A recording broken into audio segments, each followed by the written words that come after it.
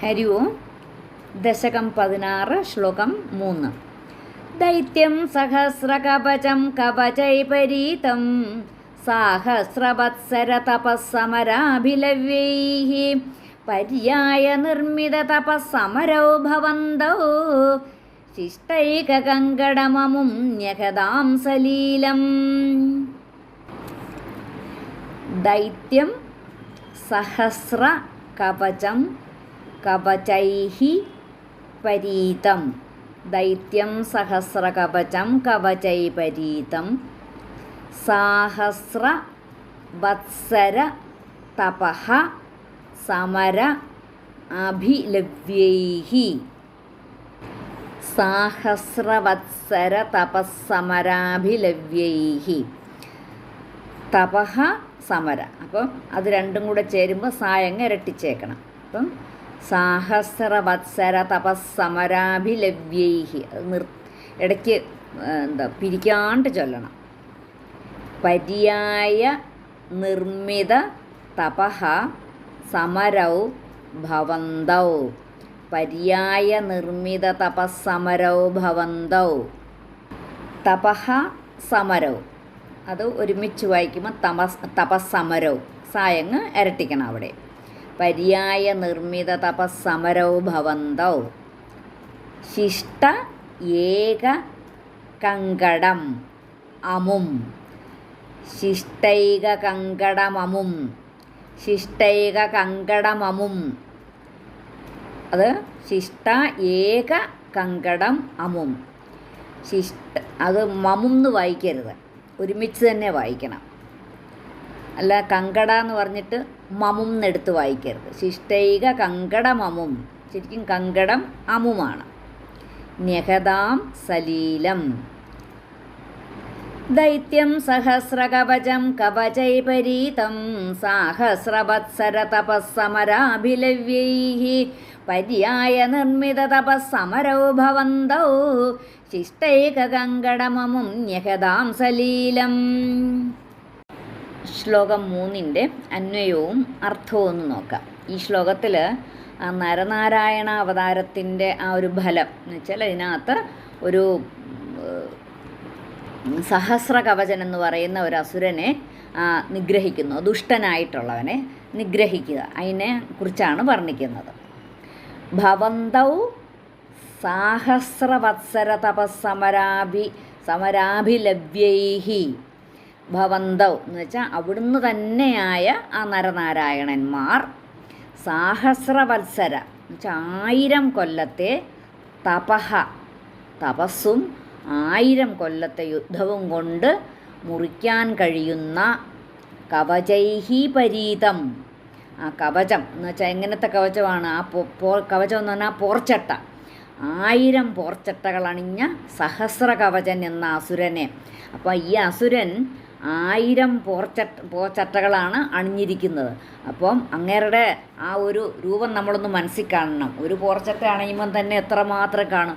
ഇപ്പോൾ 1000 കവചങ്ങൾ അണിഞ്ഞ ആ പോർച്ചട്ടകൾ അണിഞ്ഞിരിക്കുന്ന ആ സഹസ്ര കവചൻ എന്ന അസുരനെ, അതാണ് കവചൈപരീതം. പരീതം എന്ന് വെച്ചാൽ ചുറ്റപ്പെട്ടത്, കവചത്താൽ ചുറ്റപ്പെട്ടത് ആയിട്ടുള്ള ആ സഹസ്ര കവചൻ എന്ന അസുരനെ പര്യായ നിർമ്മിത തപഃ സമരൗ. പര്യായ നിർമ്മിത എന്ന് വെച്ചാൽ ഇപ്പോൾ 2 പേരുണ്ടല്ലോ നരനാരായണന്മാർ, അവർ ഒന്നിടവിട്ട് സമരം ചെയ്തു, തപസ് ചെയ്തു, സമരം ചെയ്തു. അതാണ് ഒന്നിടവിട്ടാണ് സമരം ചെയ്യുക എന്ന് പറഞ്ഞാൽ യുദ്ധം ചെയ്യുക. ആ ഒരു ഊഴമിട്ടിട്ട് തപസ്സും യുദ്ധവും ചെയ്യുന്നവരായിട്ട്, അതാണ് പര്യായ നിർമ്മിത തപഃ സമരൗഹു. അങ്ങനെ മാറി മാറി യുദ്ധവും തപസ്സുമായിട്ട് അങ്ങനെ യുദ്ധവും ചെയ്യുന്നവരായിട്ട് ശിഷ്ടൈക കങ്കടം കൃത്വാ അമും സലീലം ന്യഗതാം. ശിഷ്ടൈക കങ്കടം, ശിഷ്ട ഏക കങ്കടം, അതാണ് ശിഷ്ടൈക കങ്കടം. ഒരു പോർച്ചട്ട മാത്രം ബാക്കിയുള്ളവനാക്കി തീർത്ത് ആ അസുരനെ അനായാസേന നിഗ്രഹിച്ചു. ന്യഗതാം നിഗ്രഹിച്ചു. എങ്ങനെ? അമും സലീലം, അദ്ദേഹത്തിൻ്റെ ഭഗവാന്റെ ഒരു ലീല, വെറും ലീലയായിട്ട് സലീലം, വെറും ഒരു ലീല എന്ന പോലെ അങ്ങനെ നിഗ്രഹിച്ചു. പക്ഷേ എത്ര 1000 വർഷം തപസ് ചെയ്താൽ ഒരു ചട്ടയെ മുറിക്കാൻ പറ്റുള്ളൂ. അതാണ് ഈ സഹസ്രകവചൻ്റെ ഒരു പ്രത്യേകത. ദൈത്യം എന്ന് പറഞ്ഞാൽ ദിതിയുടെ പുത്രന്മാരാണ് ദൈത്യന്മാർ, ധനുവിൻ്റെ പുത്രന്മാരാണ് ദാനവന്മാർ, പിന്നെ ഉള്ളത് രാക്ഷസന്മാർ. ഇവർ 3 പേരാണ് ഈ ആസുരി ഗുണങ്ങളിൽ ഉള്ളവർ. ഇവരെ അങ്ങനെയാണ് പറയുന്നത്, ഈ രാക്ഷസന്മാർ. ഇവർ 3 പേരും കൂടെ ചേർന്നതാണ് രാക്ഷസന്മാർ. ഈ അസുരന്മാർക്ക് നേരെ എതിരുള്ളവരാണ് സുരന്മാർ അല്ലെങ്കിൽ ദേവന്മാർ. അപ്പം ഭഗവാൻ വരുന്നത് എന്തിനു വേണ്ടിയിട്ടാണ്? ഈ സുരന്മാരെ രക്ഷിക്കാനും ഈ അസുരന്മാരെ ശിക്ഷിക്കാനും. അപ്പോൾ ഈ നരനാരായണന്മാരുടെ അവതാരം തന്നെ അതിനു വേണ്ടിയിട്ടാണ്. ഈ സുരന്മാരെ രക്ഷിച്ച് ഈ 1000 കവചങ്ങളുള്ള ആ സഹസ്ര കവചനെ വധിക്കാനും വേണ്ടിയാണ് ഈ ഒരു അവതാരം എടുക്കുന്നത്. മനുഷ്യന്മാരിലും ഉണ്ട് അസുരന്മാരുണ്ട്. അസുര ഗുണമുള്ളവരെന്ന് പറയത്തില്ലേ നമ്മൾ? ജാതകം നോക്കുമ്പം തന്നെ ദേവഗണത്തിൽ ജനിച്ചവരും അസുരഗണത്തിൽ ജനിച്ചവരും ഒക്കെ ഉണ്ടല്ലോ.